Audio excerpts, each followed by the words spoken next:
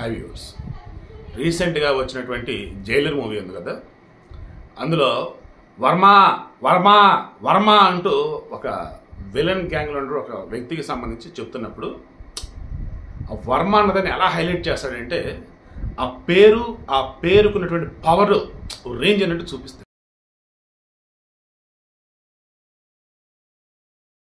Exact ఇప్పుడు పిఠాపురంలో అది సినిమా అండి, విలన్ హీరోలు అది వదిలేసేయండి, వర్మ అన్న నేమ్కి సంబంధించి మాట్లాడుతున్నాం, ఓకేనా?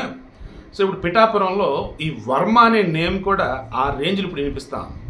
కారణం పవన్ కళ్యాణ్ రాగానే పిఠాపురంలో అడుగు పెట్టగానే అక్కడ ఉన్నటువంటి జనం ఆయనకు పలికినటువంటి స్వాగతం, ఆ పిఠాపురం పట్టణం అంతా కూడా పులకించినటువంటి విధానం, వీటి వెనక ఉన్నది ఎవరు అంటే వర్మ అని అర్థమైపోయింది పవన్ కళ్యాణ్ కూడా. ఈ వర్మే మొన్నటిగా మొన్న పవన్ కళ్యాణ్ పిఠాపురం రాకుండానే ఆయన కటౌట్ పెట్టే నేను గెలిపించి ఆయనకి విజయం ఆయన చేతుల్లో పెడతానని చెప్పేసి అన్నటువంటి వ్యక్తి. రాజకీయంలో పులివెందుల నుంచి ఆనాడు రాజశేఖర రెడ్డి పోటీ చేసిన, కుప్పం నుంచి చంద్రబాబు నాయుడు పోటీ చేసిన, ఖచ్చితంగా ఆ నియోజకవర్గంలో పర్యటించకుండా ఎలా ఉంటారు? సో ఆబ్వియస్లీ ఇప్పుడు పవన్ కళ్యాణ్ కూడా అలాగే. అయితే వర్మ పవన్ కళ్యాణ్కి అద్భుతమైనటువంటి విజయాన్ని అందించాలి. వర్మకి పిఠాపురంలో గ్రౌండ్ లెవెల్ నుంచి కూడా మంచి గ్రిప్పు. 2014లో ఎన్డీఏ అక్కడ పోటీ చేస్తుంది. అందులో భాగంగా టీడీపీ, జనసేన, బీజేపీ, కాబట్టి జనసేన తరఫున అప్పుడు ఎవరు కంటెస్ట్ చేయలేదు, బీజేపీ తరఫున కొంతమంది, టీడీపీ తరఫున కొంతమంది. పిఠాపురం నుంచి వర్మ కంటెస్ట్ చేయాలని చెప్పేసి అనుకుంటే టికెట్ వేరే వాళ్ళకి ఇచ్చారు. అప్పుడు వర్మ ఏం చేశాడు, ఇండిపెండెంట్గా పోటీ చేశాడు. టీడీపీ అతనికి, నాకు బాగా గుర్తు, పోటీ చేసిన అఫీషియల్గా టీడీపీ నుంచి పోటీ చేసిన అతనికి మాధవ ఏదో ఉండే పేరు, 15,000 ఓట్లు 17,000 ఓట్లు వచ్చినాయి అంతే. 15 నుంచి 18,000 ఓట్ల మధ్య. 2014 కదా, వైసీపీ వాళ్ళు 40,000 ఓట్ల సమయంతో సాధించారు. వర్మకి ఎంతో తెలుసా, 87,000 ఓట్లు 97,000 ఓట్లు వచ్చినాయి ఇండిపెండెంట్ మరల. అది వర్మ యొక్క స్టామినా. వర్మ ఏమైంది ఆ తర్వాత, ఆబ్వియస్లీ అధికార పార్టీ టీడీపీ, అండ్ ఇతను కూడా టీడీపీ వ్యక్తే, కాకపోతే టికెట్ ఇండిపెండెంట్గా పోటీ చేస్తున్నాడు. దాన్ని ఇంకా పార్టీలో జాయిన్ అయిపోయాడు. 2019లో పోటీ చేశాడు, బట్ ఓడిపోయాడు. వైసీపీ వాళ్ళు గెలిచారు.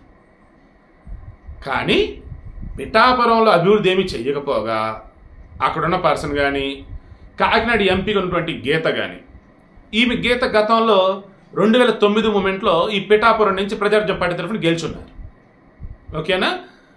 ఆ తర్వాత అన్నప్పుడు ఇదిగో మరల కాకినాడ ఎంపీగా ఇప్పుడేంటి, ఈమె పిఠాపురం నుంచి ఎమ్మెల్యేగా కంటెస్ట్ చేస్తా ఉన్నారు. అదేమంటే నేను కాపు ఆడబిడ్డ, నాకు ఎక్కువ ఓట్లు పడితే పవన్ కళ్యాణ్ గెలవడం అదే లేదని చెప్తున్నారు. ఇటువంటి అప్పుడు పవన్ కళ్యాణ్ రావడానికి ముందే ఈమె గీత ఎటువంటి వాళ్ళు ఏంటి అన్నప్పుడు, మా గీతమ్మ మా ఆడబిడ్డ అని ఉంటూనే ఆమె ఏం చేసింది, పిఠాపురానికి ఎంపీగా ఉండి ఏం వరగబెట్టింది ఏంటన్నది మెన్షన్ చేయాలి కదా. అది ఎంత తెలివిగా ఈ వర్మ బయట పెట్టాడంటే దగ్గరగా 6 కోట్ల రూపాయలు దాదాపు ఇక్కడ చేతులు మారాయి. ఎందుకు ఏంటంటే కొంతమంది ఏమో ట్రాన్స్ఫర్లు, కొంతమందికి ప్రమోషన్లు, మరి కొంతమందికి పదవులు. ఈ డబ్బంతా ఎవరి చేతికి వెళ్ళింది ఏంటంటే కొంతమంది అధికారుల చేతికి వెళ్ళింది, మరి కొంత వచ్చేసి గీత చేతులకు వెళ్ళింది. పిఠాపురాన్ని మాత్రం గాలి వదిలిపడేశారు, అభివృద్ధి చేసింది ఏమీలా. ఇప్పుడు పవన్ కళ్యాణ్ వస్తున్నాడు, ఎన్డీఏ కూటమిలో భాగంగా తను ఎమ్మెల్యేగా పోటీ చేస్తూ ఉన్నాడు. పవన్ కళ్యాణ్ గెలిపించుకుంటే, అత్యధిక మెజారిటీ ఆయన కనుక వచ్చేలా మనం చేసుకుంటే పిఠాపురం రూపురేఖలు మారిపోతాయి.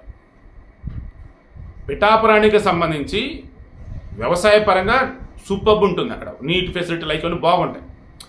అయితే ఈ పిఠాపురానికి సంబంధించి వాణిజ్యపరంగా కూడా డెవలప్ అవ్వడానికి ఎక్కువ స్కోప్ అనేది ఉంది, ఇండస్ట్రీస్ రావడానికి కూడా ఎక్కువ స్కోప్ అనేది ఉంది. ఇలా చూసుకుంటూ ఉన్నప్పుడు ఒక వ్యక్తి, అంటే అతను కీలకమైనటువంటి వ్యక్తి అనుకుందాం పొలిటికల్గా, అతను ఒక చోట నుంచి గెలిచాడు అనుకుంటే ఆ ప్రాంతాన్ని అద్భుతంగా డెవలప్ చేసుకుంటారు, నో డౌట్. ఇప్పుడు తెలంగాణ తీసుకోండి మీరు, Revanth Reddy Kodangal regional development authority సమ్మేదో ఒకటి ఫామ్ చేసి కొడంగల్లో మెడికల్ కాలేజ్, కొడంగల్లో వచ్చేటప్పటికి డెవలప్మెంట్ రిలేటెడ్ వచ్చేసి యాక్టివిటీస్ సంబంధించేసి కలెక్టర్తో కలిపి ఒక కమిటీ లాగా ఇది సమయం వేసి అద్భుతంగా తీర్చిదిద్దబోతా ఉన్నారు కొడంగల్. కమింగ్ టు కేసీఆర్, ఆయన ఉన్నప్పుడు వచ్చేసి ఆ గజ్వేల్ని, అంతకుముందు వచ్చేసి సిద్దిపేటని, ఆ తర్వాత వచ్చేసి హరీష్ రావు అదే సిద్దిపేట డెవలప్ చేసుకున్నారు. సిద్దిపేట ఇప్పుడు వెళ్ళి గతంలో అరౌండ్ ఒక 20 years బ్యాక్ సిద్దిపేట డిఫరెన్స్ మీరు తెలుసు అని అడిగి చూడండి, ఎలా ఉంటుందో అది చెప్తారు. అలాగే కుప్పం, అలాగే ఇప్పుడు పులివెందుల. అఫ్ కోర్స్ పులివెందులకి జగన్ చేసింది ఏమీ లేదు, గతంలో ఎలాగుంది ఇప్పుడు అలాగుందని అంటూ ఉన్నారు, నిజం అవుతా అక్కడ చెప్పాలి.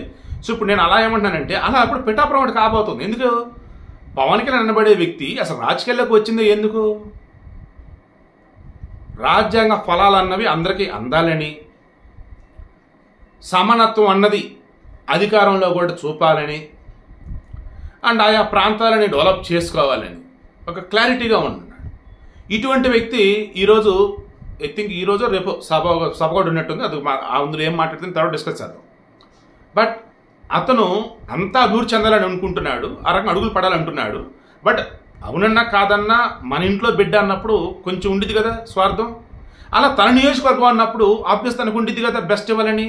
సో అలా వాటర్ విషయంలో కావచ్చు, డ్రైనేజ్ సిస్టమ్ మొత్తం నీట్గా ఉంచే విషయంలో కావచ్చు, చదువు స్కూళ్ళు కానీ కాలేజీలు కానీ ఆసుపత్రులు కానీ వీటికి సంబంధించి, ఆ తర్వాత పరిశ్రమలు తెప్పించడం కావచ్చు, ఒకవేళ పెట్టుబడి ఏదైనా వచ్చేటట్టు ఇక్కడ తీసుకొచ్చి ఇండస్ట్రీస్ పెట్టాలనే విషయంలో కావచ్చు, అడుగడుగునా కూడా పిఠాపురాన్ని నో డౌట్ ఒక అద్భుతమైనటువంటి నియోజకవర్గాన్ని తీర్చిదిద్దారనడంలో పవన్ కళ్యాణ్ గారికి ఎటువంటి డౌటే లేదని నాకైతే అనిపిస్తా ఉంది. సో ఇప్పుడు పవన్ కళ్యాణ్ని అత్యధిక మెజారిటీతో కనుక గెలిపించుకోగలిగితే అద్భుతమైనట్టు. ఎందుకంటే జనరల్గానే మన ఆంధ్రప్రదేశ్ తీసుకుంటే ఎక్కడైతే ఏ నియోజకవర్గంలో అయితే ప్రజలు అత్యధిక మెజారిటీతో ఆయా నాయకుడిని గెలిపించుకుంటారో అది స్టేట్ వైజ్ మారుమ్రోగిపోయింది. అదే పార్టీ ఉన్నటువంటి వాళ్ళకి సంబంధించేసి అధికారం ఉన్న వాళ్ళు కనుక వచ్చినట్టయితే ఖచ్చితంగా ఎక్కడైతే ఎక్కువ మెజారిటీ వచ్చిందో దాన్ని డెవలప్ చేసుకుంటారు. బట్ అన్ఫార్చునేట్లీ ఈ 2019 నుంచి 2024 ఈ మధ్యకాలంలో వైసీపీ అధికారంలో ఉండటం వల్ల అదిగో ఆ నియోజకవర్గం డెవలప్ అయింది, ఇదిగో ఈ నియోజకవర్గం డెవలప్ అయింది ఒక్కటంటే ఒకట్లేదు నాకు తెలిసేది. మీకు తెలిసి ఇదిగో ఈ నియోజకవర్గం డెవలప్ అయింది అనేది ఉంటే కింద కామెంట్లో తెలియచేయండి.